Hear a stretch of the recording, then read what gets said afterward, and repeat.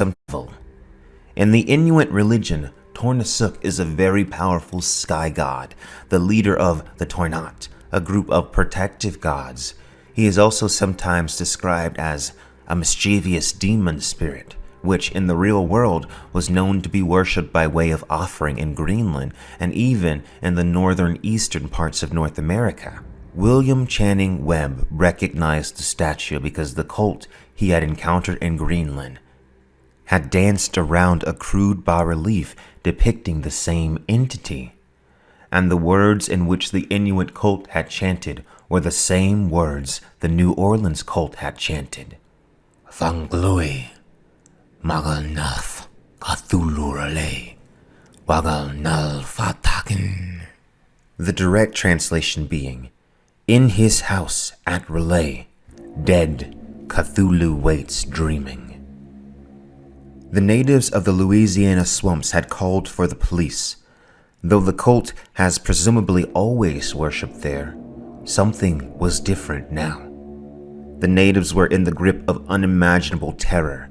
They spoke of voodoo and darker things. Drums beat from deep within the black woods into which none dared venture, though several of their women and children had gone missing. The wild screams and chants could be heard through the night, and a hellfire blazed in the distance. 20 police set out into the woods, which hid the light of day. By the time they reached the cult, it was night. The region they had ventured into was known to be an evil place. The natives would come no further into that place of hideous worship. There was said to be a black lake there, and within it a great formless being, worshipped by the cult and the winged things which flew up from black caverns within the earth. To look upon it was death. It had been there before men, and even before the beast of the woods. It was nightmare itself, and to see it was to die.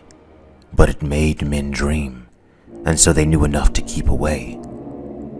The cult members, at least 100 of them, worshipped at the fringe of this evil place, producing inhuman noises which chilled the bones as they echoed through the forest. The horror of the place overtook the men as soon as they saw it. The cult members danced around a flame circle surrounding a stone pillar. At the top of the pillar sat the strange stone statue. There were dead men, the missing natives, impaled upon wooden stakes surrounding the horrific circle. One of the policemen, Joseph D. Galvez, even swore that he could hear the beating of enormous wings just overhead, hidden in the darkness, and could hear a great inhuman voice call out in response to the ritual as the terrible luminous eyes stared out. Once the madness was settled, 47 of the cult members were captured and interrogated. According to the cult members, they worshipped the Great Old Ones, beings of enormous power who lived eons before men ever walked the world. They came to the young earth from beyond the sky. Those old ones were gone now, inside the earth, under the sea, but their dead bodies had told their secrets in dreams to the first men, who formed a cult which had never died. This was that cult, and the prisoners said it had always existed and always would exist, hidden in distant waste and dark places all over the world, until the time when the great priest Cthulhu, from his dark house in the mighty city of R'lyeh under the waters, should rise and bring the earth again beneath his sway. Someday he would call when the stars were ready, and the secret cult would always be waiting to liberate him.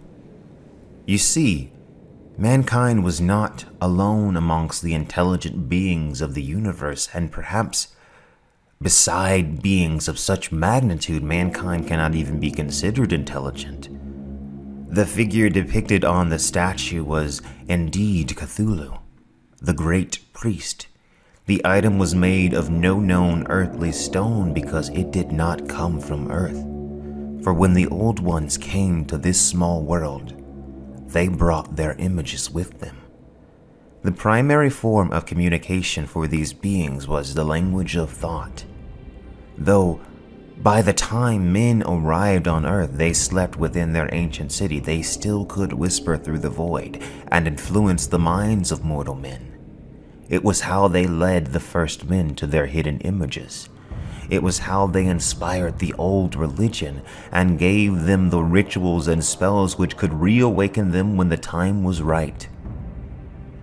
For eons it went on this way, the old ones dead dreaming in their strange city, until one day something happened which cut off the connection. The great city of Relay, where the old ones slept, maintained by the spells of the great Cthulhu, sank beneath the waves. The primordial, mysterious, earthly waters blocked the voices of the old ones from reaching mortal men. But the cult never forgot.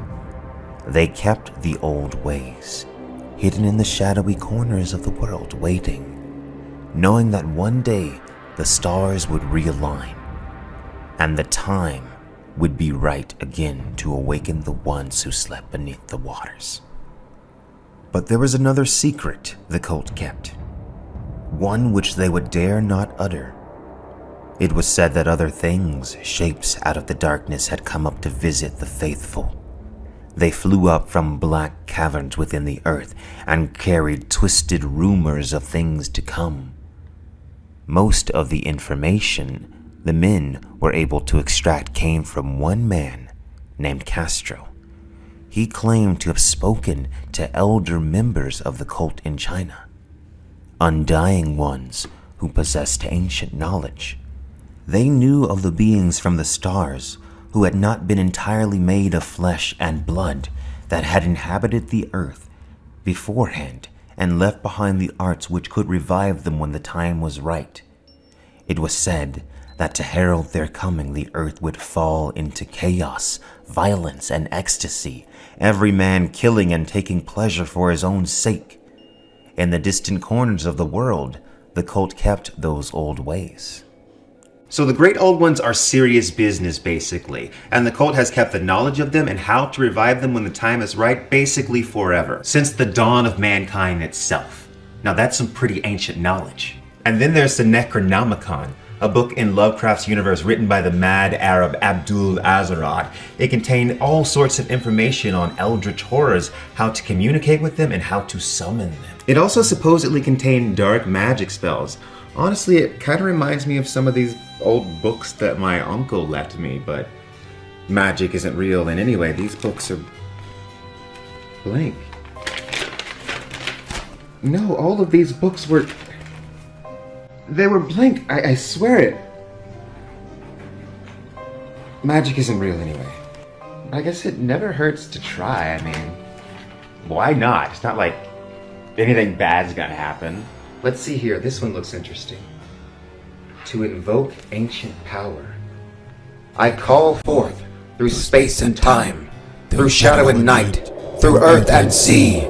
Claim what is old, claim what is bound.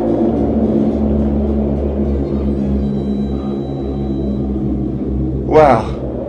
Oh, what was that? It must have been Organism 9186 somewhere.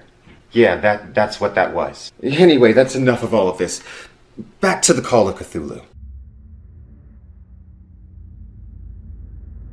So basically the purpose of this cult is to help the Great Old Ones wake up when the time is right, and then Cthulhu and the rest of them would be free to do what they do.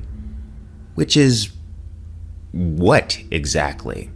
No one ever asked this question. What is it that the Great Old Ones are doing? So, we know that the Old Ones, including Cthulhu, are cosmic beings. They are bound to cosmic will. When the stars are right, they can leap from world to world. But when the stars are wrong, they could not live. Cthulhu is called the Great Priest, and it is said that his spells are the ones which preserve the Old Ones in Relay until the time was right. It also says that the Old Ones aren't dormant, but in fact communicate with each other from within their tombs through thought. Though the religion of the cult members was merely a utilitarian effort on the part of the Old Ones, the fact that Cthulhu performs spells implies that they themselves are appealing to a grander cosmic authority, and so does the fact that they are extremely subject to cosmic alignment. And the idea that they are described as dead dreaming almost implies that they are all collectively engaged in some sort of great prayer, reaching out to greater powers even beyond them.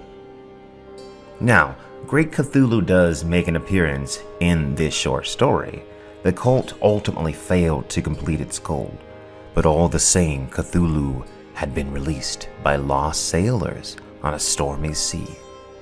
For whatever reason, the stars had been just right. The great city of R'lyeh rose up from its watery grave, and the spectral inner course of the gods was reconnected with those who inhabit the earth. The cult heard it. The shadowed ones in caverns beneath the earth heard it. Poor young Wilcox had heard it too, and several others from which my uncle, the character's uncle interviewed, they heard the call of Cthulhu, and while the cult celebrated the coming of a new age, the rest, if anything, saw a maddening dream of a terrible city, and poor Wilcox had been briefly driven insane. But for whatever the reason, this was not the right, if anything, saw a maddening dream of a terrible city, and poor Wilcox had been briefly driven insane. But for whatever the reason, this was not the right time. This had only been a temporary blip in the cosmic cycle. The stars moved again, and the great city of R'lyeh sunk back into the ocean, taking Cthulhu and the rest of the Great Old Ones with it. Perhaps these events only herald what is to come. Cthulhu and the rest of the Old Ones will wake up one day, and we will not be able to stop them.